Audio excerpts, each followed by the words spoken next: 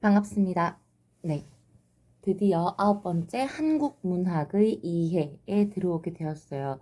페이지는 322쪽입니다. 단원의 길잡이부터 볼게요. 문학 작품이라고 하면 지금도 우리가 충분히 만들어지고 그리고 누리고 즐기고 있는 것들입니다. 예를 들면 드라마 같은 것도 마찬가지예요. 선생님 되게 우영우 재밌게 봐가지고 우영우 예시 되게 많이 되는데 우영우도 그 대본은 글로 되어 있잖아, 그죠? 그리고 각각의 인물들과 갈등들을 통해서 작가가 이야기하고자 하는 것들이 분명히 드러나요, 그죠? 그런 부분에 있어서는 문학 작품이다라고 볼 수가 있는데 노래 가사도 마찬가지고요. 그리고 시, 소설 이런 것들도 우리가 지금 알다시피 그래요. 이렇게 옛날부터 근데 이런 문학 작품들이 다양하게 존재해 왔단 말이에요. 그런데 이 문학 작품에는 다양한 것들이 들어가게 돼요. 그 작품이 만들어진 시대 상황, 그리고 사회적인 삶의 변화, 이런 것들이 있습니다.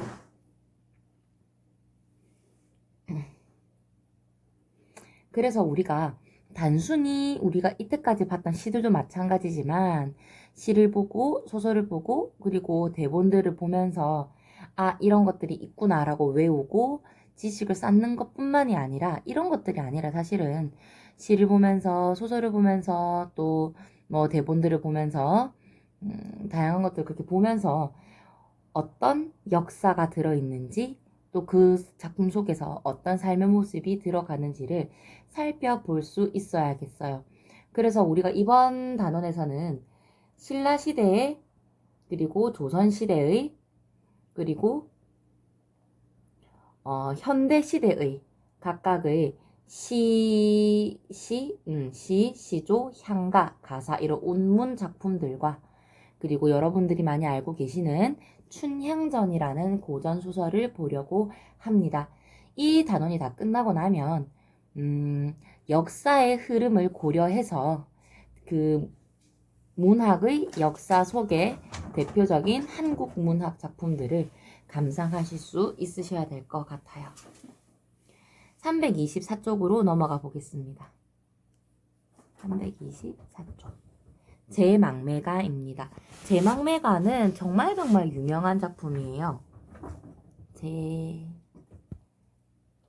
제망매가. 제망매가라고 하면요. 어떤 내용의 노래다라는 이야기가 들어가지게 돼요. 여기 나와 있는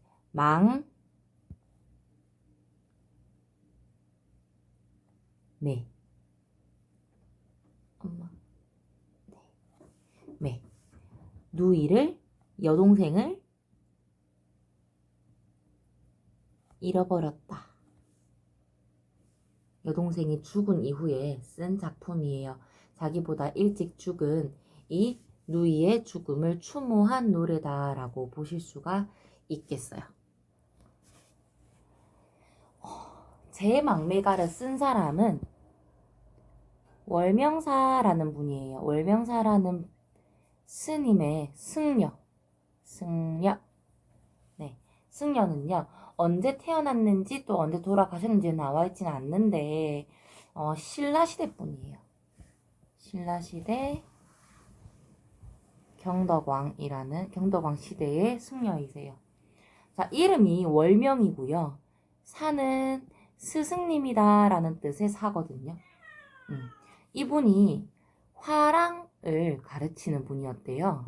화랑이 무리무리 지어서 움직이는 존재들이었거든요. 이 무리들을 지도하는 스승님이었기 때문에 이렇게 불렀던 것 같아요. 이분의 특징. 피리를 잘 부세요.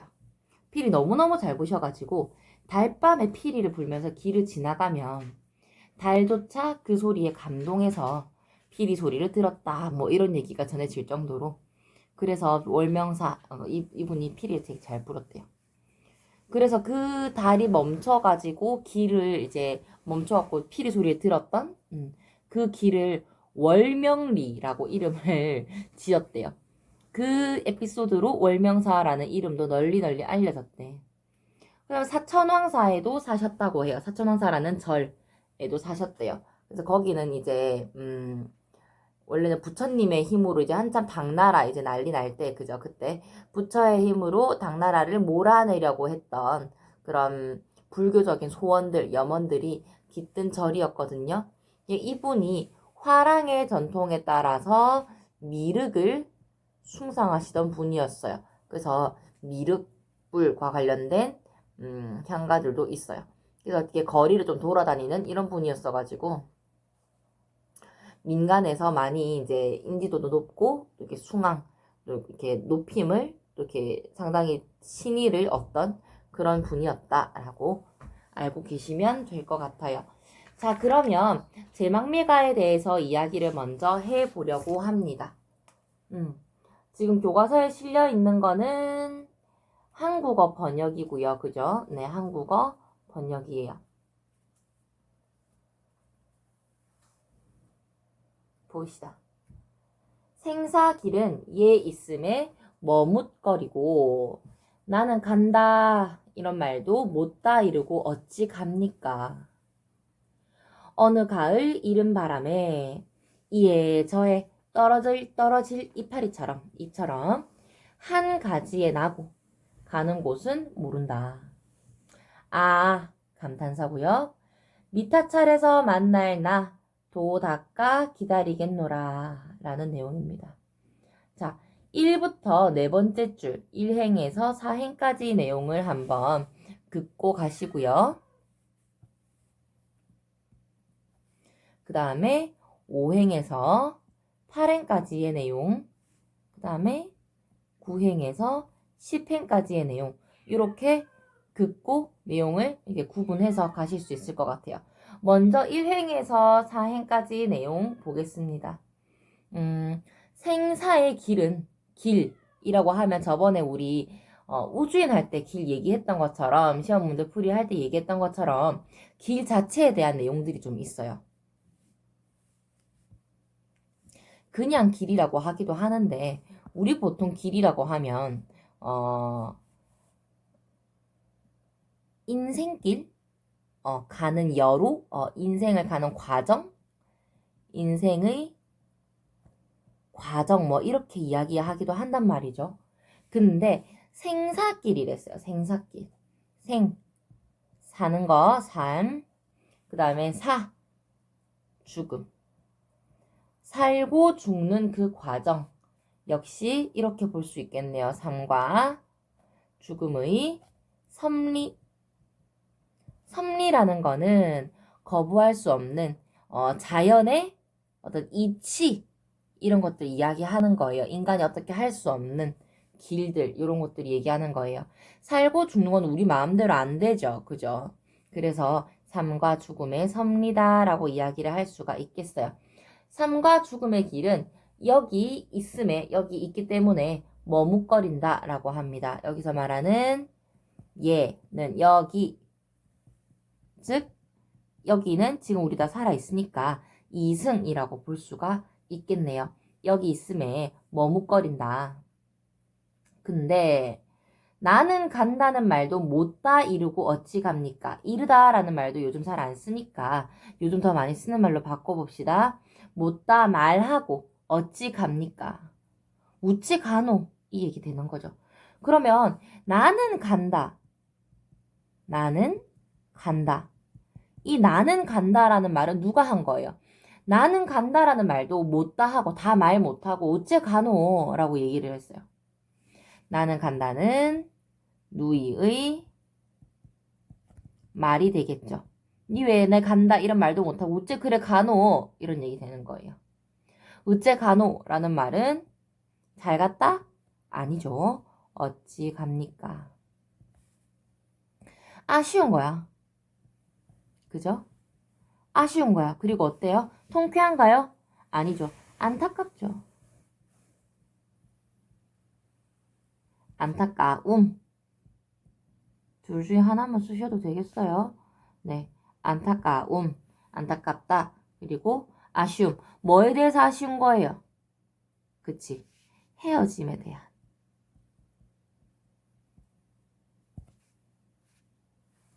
헤어짐에 대해서 아쉽고 안타까운 말들이 정리가 되겠네요. 해서 1행부터 4행까지의 내용은 요런 얘기 되겠네요. 누이의 죽음. 이제 내용 이해했으니까 쭉 다시 우리가 이해한 바대로 얘기해 볼게요. 사는 거랑 죽는 거에 대한 섭리, 이런 길, 이런 과정들은 여기 있음에 훌렁 가지는 못하죠. 그죠? 죽으러 머뭇거리고 나는 간다 하는 말도 다 못하고 우째 그래 가노 라고 안타까움을 드러내면서 누이의 죽음을 밝혔어요. 시적 상황, 누이가 죽은 상황이다 볼 수가 있겠습니다. 다음 부분 넘어갈게요. 5에서 8행의 내용입니다. 어느 가을 이른 바람에 이에 저에 여기 저기 떨어질 잎처럼이라고 했어요. 그럼 뭐가 잎처럼이 되는 거예요? 그치, 누이가 되는 거죠. 잎처럼이라고 하면 무슨 처럼 비슷한 느낌을 쓰는 거. 뭐뭐 같이 뭐뭐 마냥 양 네 뭐뭐 인양 이런 것도 되겠죠. 자, 어떤 것들을 A라고 하면 어떤 대상을 A를 있는 그대로 A라고 말하는 게 아니라 B처럼이라고 말을 하는 것들을 우리는 비유라고 하는데요. 비유를 원관념과 B, 보조관념을 같이 이야기하면서 A가 B 같다라고 말을 하는 거. 여러 번 이야기했었죠. 김효숙 선생님은 꽃 같다 이런 얘기 했었잖아요. 그죠? 그러면 김효숙 선생님이 꽃이라서 움직이지 못하고 못 움직이는 게 아니라 김효숙 선생님의 아름다움을 얼굴 안 봐도 되게 민망하네. 아름다움을 꽃으로 비유를 했다라는 거지. 꽃으로 비유를 했다라는 거지. 대놓고 얘기를 하는 거죠. 그죠? 직접적으로 비유를 했다. 직유. 원관념 그러면 당연히 또 누이 되겠죠. 이파리는 떨어질 잎은 누이가 된다. 어느 가을 이른 바람. 가을에 이제 점점 차갑게 부는 이제 아침 저녁으로 바람이 막 불기도 하고 그렇잖아요. 그런 바람에 이제 여기 저기 낙엽들 떨어지죠. 그죠? 네, 그런 이파리처럼 누이가 같다. 한 가지에 나고 이파리가 가지에서 나왔어요. 우리는 어디서 나왔어요? 부모님에게서 나왔어요. 한 가지에 나왔대요. 한 가지 그러면 같은 가지에서 나왔다. 원 가지 영어로 모릅니다. 영어 선생님한테 물어보세요. 네.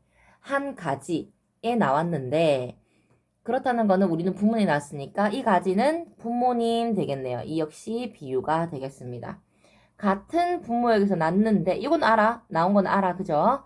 근데 가는 곳은 알아요? 몰라요? 몰라요. 가는 곳은 모릅니다. 누이가 갔어요. 그죠? 누이가 갔는데 태어나는 거, 삶은 알아. 근데 죽음은 몰라. 그래서 누이의 죽음을 통해서 삶과 죽음에 대해서 인식하고 있다, 생각하고 있다, 딱, 삶, 죽음, 모르네. 이렇게 인식을 하고 있다. 자, 마지막 가보겠습니다. 라고 했어요. 갑자기 심장이, 감정이 벅차올라서 하는 게 아니에요, 여러분. 이 라는 말은요. 엄청난 거예요, 엄청난 거. 이렇게 10줄짜리 향가에만 나와요. 이런 것들을 이제 이야기하면서 점점 감정이 고조된다. 이 고조되는 것들을 이 가운데서 딱 터뜨려놔요.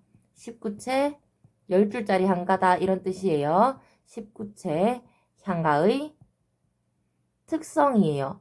선생님 그러면 이거 아를 무조건 19채 향가의 특성이라고만 말해요? 아니요. 이름 지금 가르쳐 드려야죠. 낙구라는 이름을 가지고 있습니다. 낙구 중요하겠죠? 네.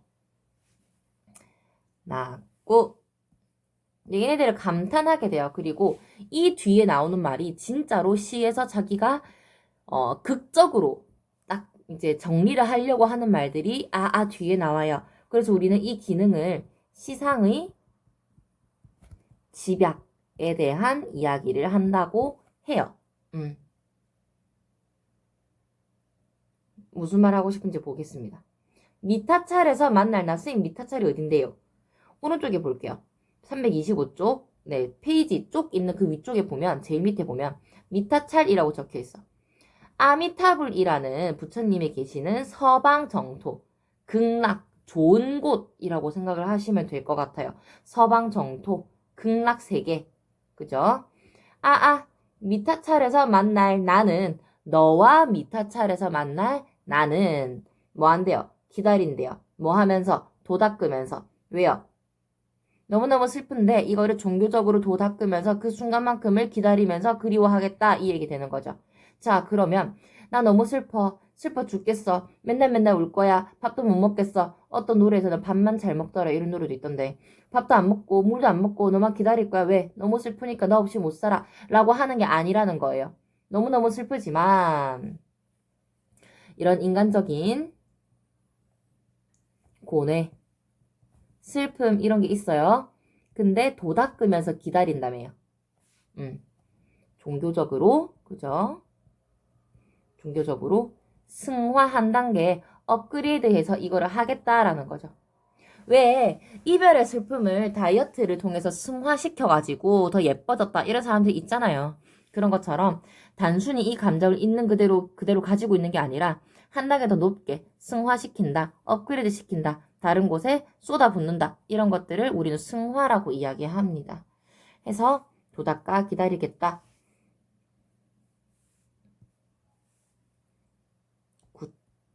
구행, 10행 내용 정리할게요. 불교적으로 도를 닦는다 그랬어요. 불교적인 득도를 하겠다. 이거를 통해서 뭐 하겠다고요? 만날 거야. 만날 거야. 근데 불교적 득도를 통한 재회가 이루어졌나요? No. 아니죠. 이거를 소망하고 있다. 이제 이게 이런 뜻이 되는 거야. 어렵지 않죠? 쉬워. 자, 요거랑 관련해서 여러분들이 구체적으로 또 찾아보시면 좋은 이런 시들이 있어요. 이런 시를 찾아본 친구들은 나중에 학습 에세이에 같이 정리해서 비교해서 올려주시면 포함해주시면 여러분들의 공부 정리에 도움이 많이 되실 것 같아요. 어떤 것들이 있냐? 사랑하는 사람의 죽음에 대한 이야기들이 좀 있어요. 하관이라는 시입니다. 누구의 시냐면 박목월 시인. 또 있어. 그 다음에 만났으면 반드시 헤어진다. 이런 식으로 약간 이별에 대한 내용을 불교적으로 해석한 작품이 또 있어요. 어떤 거? 여러분들 중학교 때 배운 친구들도 있을 거야. 님의 침묵. 모르시면 찾으시면 되죠. 모르시면 찾아보시면 됩니다.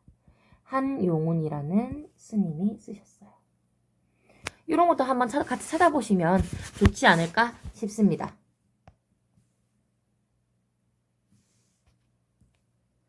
자, 해서 이번 시간에 작품을 되짚어 볼게요. 한눈에 제재를 보려고 합니다. 여기 위에서 같이 볼게요.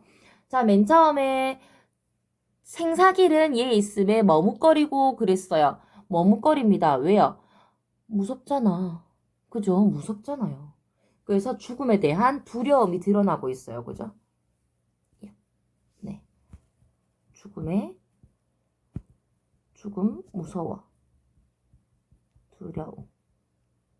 그리고 누이에 대한 많이 틀리네. 누이에 대한 죽음 있었어. 그쵸? 그 다음에 이거에 대한 시적 화자의 정서적 반응. 시적 화자가 정서적으로 반응을 하고 있어요. 어떻게 해요? 안타까워 했잖아. 그죠? 그 다음에 아쉬워 했잖아. 그죠? 네. 그 다음에 또 어때요? 혈육의 죽음. 동생이 죽었어요.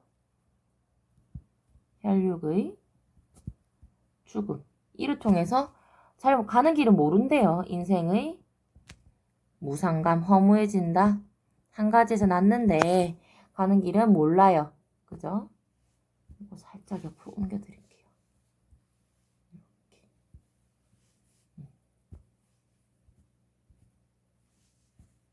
쓰기 어때요? 고민했었어요. 그죠? 고뇌하고요. 생각했어요. 상과 죽음에 대해서 인식하고 있었죠. 그럼 마지막 이 생각하면서 정리가 되어 어떻게 불교적 득도를 통해서 재회를 소망하게 됐었어요. 인간적인 고뇌나 슬픔이 종교적으로 승화가 되더라. 이렇게 되죠.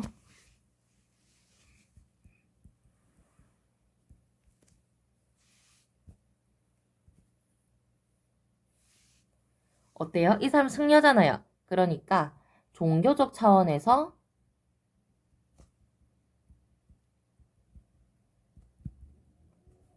어떻게 생사의 문제를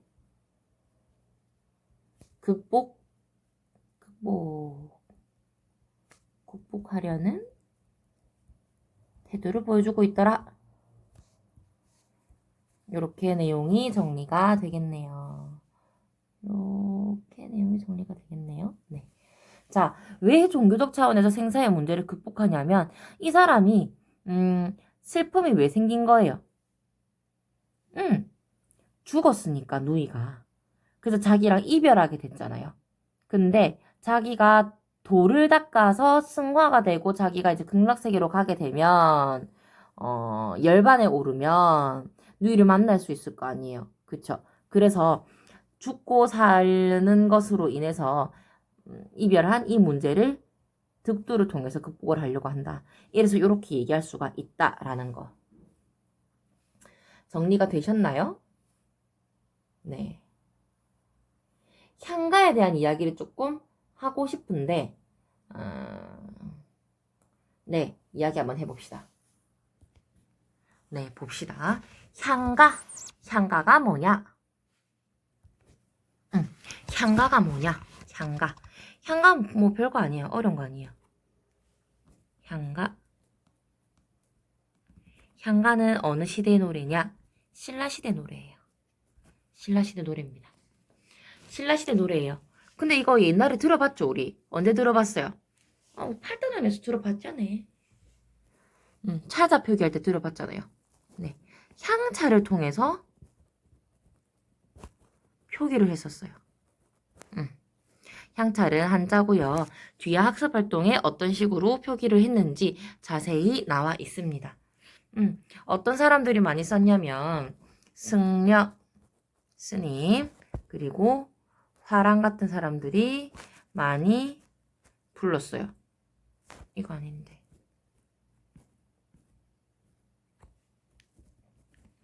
향가는 승려, 화랑 같은 사람들이 많이 불렀어요. 그러니까 귀족계층이더라, 주로.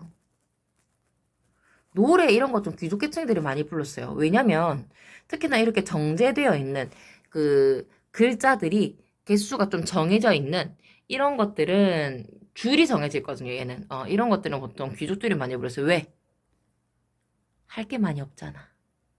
먹고 사는 문제가 일단 해결이 됐잖아. 그러니까 그런 문화로 많이 간다고 하더라고요. 지금 얘기한 것처럼 이 한가는요. 사구체랑 팔구체랑 19체가 있어요. 아까 얘기했던 것처럼 4구체 4줄짜리예요. 8구체 4줄짜리예요. 19채 10줄짜리예요. 아까 10줄짜리 한가다라고 하면 된다라고 말씀드렸던 거 기억나시죠? 그죠? 그런 것처럼 줄의 수 따라서 얘기가 돼요.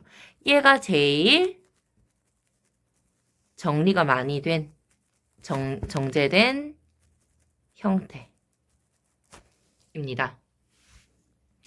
이 지금 전해져 있는 내용들은요. 보통 삼국유사에 많이 나왔어요. 삼국유사. 몇 개 나왔냐? 이건 참고로 들으세요. 참고로. 삼국유사 14수. 또 균여전이라는 책에 11개. 그 다음에 삼대목이라는 책에 이게 있잖아요. 이게 진성여왕 때인가? 그때 이 삼대목이라는 책을 가지고 향가 정리해라 이랬거든. 그때 나왔던 거예요. 근데 지금 안전해져요. 너무 다행이죠. 여러분들 축하드립니다. 고전 시가 공부하실 게 많이 줄었어요. 요거 정리했다 치면 최소한 20수 30수 되지 않겠냐. 그럼 그만큼 공부하려면 와 정말 많긴 많겠다. 그죠? 이거 근데 일제강점기 때도요. 계속해서 찾는 이 3대목을 찾습니다. 가지고 계신 분들 연락 주십시오. 제보해 주십시오. 하던 광고가 일제강점기 신문에까지 혹은 문인지에까지 계속 올라오긴 했거든요. 그때도 있다가 없어졌는지 계속 없었는데 3대목이란 존재를 알게 됐는지 그때 잘은 모르겠어요. 근데 그때도 없었고 지금도 뭐 찾았다는 얘기는 없는 거 보니까 일단 뭐 축하드립니다. 자, 그렇습니다. 자, 그러면 이렇게 4구체, 8구체, 10구체에 대한 이야기 조금 하고 갈게요. 4구체는 여러분들 알고 계시는 거 있어요. 서동요. 왜 백제 때 왕을 하던 분이 계셔요. 백제 때. 이분이요. 선화공주님을 꼬시려 그랬어요. 실제로 결혼하셨거든요. 네. 이 선화공주님을 꼬시려고 동네 애기들한테 노래를 지어줬어. 그리고 이 노래 부르고 다니면 말을 주겠다. 그래가지고 얘네들이 공짜로 간식 먹잖아요. 노래만 부르면. 그러니까 신나게 부르고 다녔지. 노래 내용이 좀 이상했어.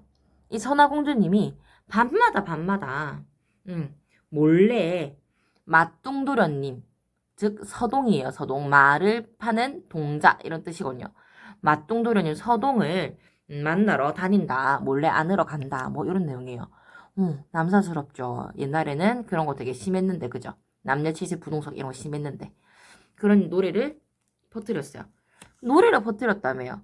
이 노래 애들이 부르고 다녔다면서요. 네, 민요적 성격이 강합니다. 민요적 성격이 강해요. 짧잖아. 부르고 다니기 좋잖아. 네. 이런 애들은 한 문장으로 쭉 그 네 줄짜리를 한 문장으로 이어가면 무슨 말인지 딱 알게 돼요. 한 문장으로. 그게 바로 이 노래의 줄거리가 되는 거지. 자, 그 다음에 8구체는요. 이야기 잠깐 했었나? 처용가. 이게 무슨 내용이냐면 처용이 약간 아랍 사람처럼 생겼거든요. 네. 그게 용의 아들이래. 용의 아들. 뭐 다양한 설들이 있지만 뭐 아랍권에서 그 실크로드를 타고 온 뭐 외국 상인이다. 우리나라에 귀한 상인이다. 아니면 뭐 어쨌든 뭐 외국인이다. 뭐 이런 얘기 나와요. 근데 이 처용이 밤늦게까지 말 축제가 있어 놀고 들어왔는데 집에 문을 딱 열어봤는데 잠자리 보니까 이불 안에 사람이 들어가 있잖아. 그죠? 밤늦게 왔으니까 먼저 잤을 거 아니에요. 근데 처형 결혼했거든요. 자기 자리 보면 와이프가 아내분이 사모님이 누워 계시면 다리 몇 개여야 돼. 사람 다리 몇 개인데 2개 아니에요. 근데 다리가 4개인 거야. 그래갖고 2개는 내 낀데 내 아내니까 다른 2개는 누끼고 말해 뭐해. 그죠? 그래서 본디 원래 내 낀데 아이고 빼앗겼는데 이거 어쩌면 좋노? 어째 하겠노? 이런 얘기를 하게 돼요. 이런 내용이에요. 요거는 보통 기, 서, 결로 좀 나뉘게 돼요. 그래서 얘가 이쪽으로 가는 길에 얘는 과도기적 성격을 좀 가지게 돼요. 19체는 이 중에 제일 써놔야겠다. 제일 정제되어 있는 형태다라고 했잖아요. 그죠? 네. 이게 지금 오늘 본 거예요. 얘도 기, 서, 결. 3개로 나뉘게 돼요. 우리 아까 3개로 쪼갰잖아요. 그죠? 이 결은요. 아, 아으, 아야, 뭐, 아야, 뭐 이런 거 아니고. 아랑 비슷한 거예요. 이렇게 이야기를 해요. 이 감탄사로 떨어지는 게 시상을 집약시킨다고 했잖아요. 그죠? 시상을 정리하고 시상을 집약시켜요. 얘 이름 뭐라고요? 그렇지. 낙구 되는 거지. 보통 주제는 특히나 8구제, 19제는 주제가 제일 마지막쯤에 나와요.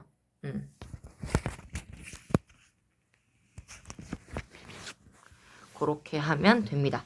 사실은 이거 수능 얘기 조금 해주면 수능에 딱 한 번밖에 출제된 건 아니거든요. 왜냐면 근데 공부는 좀 해놓으셔야 돼요. 왜냐면 우리말을 그 앞에는 한자를 그냥 있는 그대로 한자 갖고 썼는데 얘는 한자로 표기한 그 방식이 독자적이었어요. 우리만의 스타일대로 좀 바꿔서 해놓은 거지. 향찰 내용 조금 얘기하면 음으로 따라 쓴 게 있고 뜻, 훈, 뜻으로 쓴 게 있단 말이야. 이렇게 우리 스타일대로 표기한 최초의 문학 양식이거든요. 그리고 원문 그대로, 그러니까 고려시대 내용들이 있으니까요. 고려시대 때 정리됐던 것도 있으니까.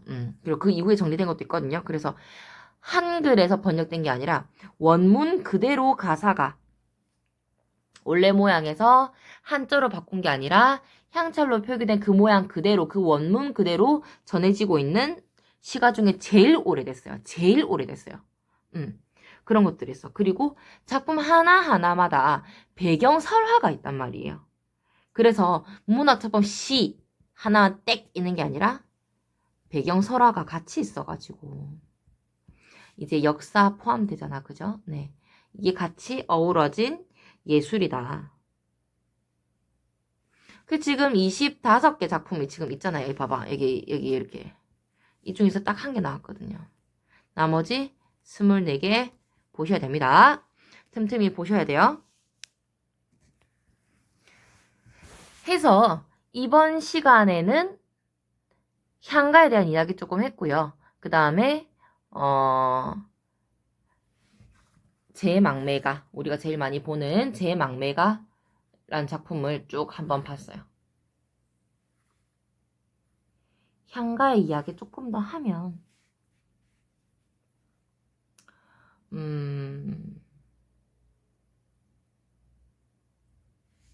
이 향가가 지금 여기 보시면 음으로 쓴 거랑 훈으로 쓴 거랑 구분이 된다 그랬잖아요. 그죠?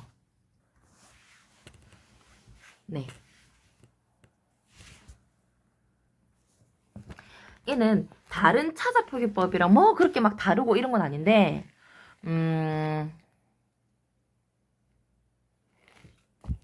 음으로 나뉜 것들을 이름을 뭐라고 하냐면 석독이라고 해요. 석독. 아이 죄송해요. 음독이라고 해요. 음독. 그다음에 후는 뜻을 가지고 봤으니까 석독이라고 해요. 난 그렇게 불러요. 네. 그렇게 부른다라고 기억을 해두시면 될 것 같아요. 자, 요게요. 이제 한자를 빌려와가지고 국어를 표기를 있는 대로 열심히 하려고 했다라는 거지. 그죠? 근데 다른 것들도 다 원래 그랬잖아요. 근데 얘네들이 다른 거랑 어떻게 다르냐면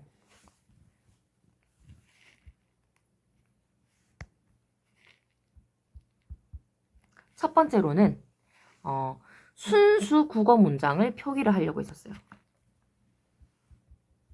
뜻, 따로 해가지고 전미사, 문법 이런 것들을 최대한 살리려고 한 거지.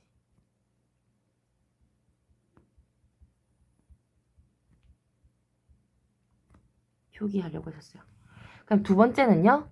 요게 정리를 계속 하다 보니까